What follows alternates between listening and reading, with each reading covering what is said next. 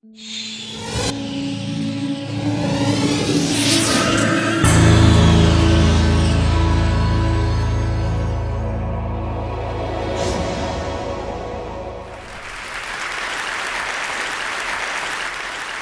I thought I would do is I would start with a simple request. I'd like all of you to pause for a moment, you wretched weaklings, and take stock of your miserable existence. Now, that was the advice that St. Benedict gave his rather startled followers in the 5th century. And it was the advice that I decided to follow myself when I turned 40. Up until that moment, I had been that classic corporate warrior. I was eating too much, I was drinking too much, I was working too hard, and I was neglecting the family. And I decided that I would try and turn my life around. In particular, I decided I would try to address the thorny issue of work-life balance. So I stepped back from the workforce, and I spent a year at home with my wife and 4 young children. But all I learned about work-life balance from that year was that I found it quite easy to balance work and life when I didn't have any work. Not a very useful skill, especially when the money runs out. So I went back to work, and I've spent these 7 years since struggling with, studying, and writing about work-life balance. And I have 4 observations I'd like to share with you today. The first is, if society is to make any progress on this issue, we need an honest debate.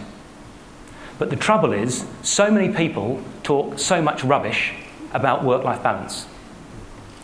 All the discussions about flexi time, or dress-down Fridays, or paternity leave, only serve to mask the core issue, which is that certain job and career choices are fundamentally incompatible with being meaningfully engaged on a day-to-day basis with a young family.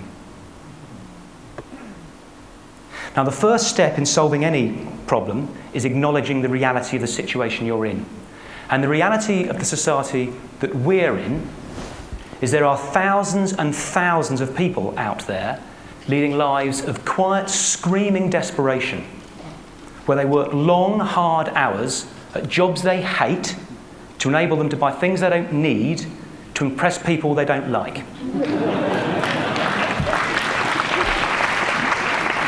And it's my contention that going to work on a Friday in jeans and t-shirt isn't really getting to the nub of the issue.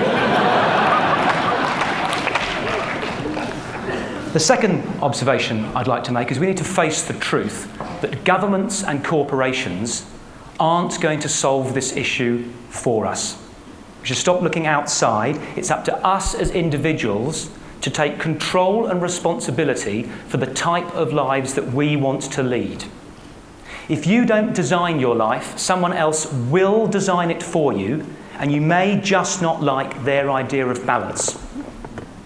It's particularly important, this isn't on the World Wide Web, is it? I'm about to get fired. It's particularly important that you never put the quality of your life in the hands of a commercial corporation. Now, I'm not talking here just about the bad companies, the abattoirs of the human soul, as I call them. I'm talking about all companies, because commercial companies are inherently designed to get as much out of you as they can get away with. It's in their nature, it's in their DNA, it's what they do, even the good, well-intentioned companies. On the one hand, putting childcare facilities in the workplace is wonderful and enlightened. On the other hand, it's a nightmare that just means you spend more time at the bloody office. We have to be responsible for setting and enforcing the boundaries that we want in our life. The third observation is we have to be careful with the time frame that we choose upon which to judge our balance. Before I went back to work, after my year at home, I sat down and I wrote out a detailed, step-by-step description of the ideal balanced day that I aspired to. And it went like this. Wake up well rested after a good night's sleep. Have sex. Walk the dog. Have breakfast with my wife and children. Have sex again. Drive the kids to school on the way to the office. Do 3 hours work. Play sport with a friend at lunchtime. Do another 3 hours work. Meet some mates in the pub for an early evening drink. Drive home for dinner with my wife and kids. Meditate for half an hour. Have sex.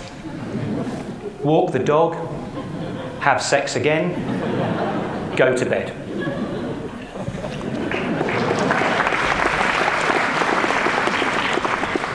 How often do you think I had that day? We need to be realistic. You can't do it all in one day. We need to elongate the time frame upon which we judge the balance in our life. But we need to elongate it without falling into the trap of the I'll have a life when I retire. When my kids have left home, when my wife has divorced me, my health is failing, I've got no mates or interests left. A day is too short, after I retire is too long. There's got to be a middle way. A fourth observation. We need to approach balance in a balanced way. A friend came to see me last year, and she doesn't mind me telling the story. A friend came to see me last year and said, Nigel, I've read your book and I realised that my life is completely out of balance. It's totally dominated by work. I work 10 hours a day, I commute 2 hours a day. All my relationships have failed. There's nothing in my life apart from my work. So I've decided to get a grip and sort it out. So I've joined a gym. Now, I don't mean to mock, but being a fit 10-hour-a-day office rat isn't more balanced, it's more fit. Lovely, though physical exercise may be, there are other parts to life. There's the intellectual side, there's the emotional side, there's the spiritual side. And to be balanced, I believe we have to attend to all of those areas, not just do 50 stomach crunches. Now, that can be daunting, because people say, bloody hell, mate, I haven't got time to get fit. You want me to go to church and call my mother? And I understand, I truly understand how that can be daunting. But an incident that happened a couple of years ago gave me a new perspective.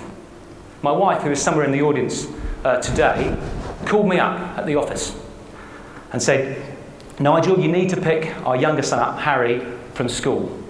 She had to be somewhere else with the other 3 children for that evening. So I left work an hour early that afternoon and picked Harry up at the school gates. We walked down to the local park, messed around on the swings, played some silly games. I then walked him up the hill to the local cafe and we shared a pizza for tea. Then walked down the hill to our home and I gave him his bath and put him in his Batman pyjamas. I then read him a chapter of Roald Dahl's James and the Giant Peach. I then put him to bed, tucked him in, gave him a kiss on his forehead and said, good night, mate, and walked out of his bedroom. As I was walking out of his bedroom, he said, Dad? I went, yes, mate. He went, Dad, this has been the best day of my life. Ever. I hadn't done anything. Hadn't taken him to Disney World or bought him a PlayStation. Now, my point is, the small things matter. Being more balanced doesn't mean dramatic upheaval in your life. With the smallest investment in the right places, you can radically transform the quality of your relationships and the quality of your life. Moreover, I think it can transform society. Because if enough people do it, we can change society's definition of success, away from the moronically simplistic notion that the person with the most money when he dies wins, to a more thoughtful and balanced definition of what a life well lived looks like. And that, I think, is an idea worth spreading.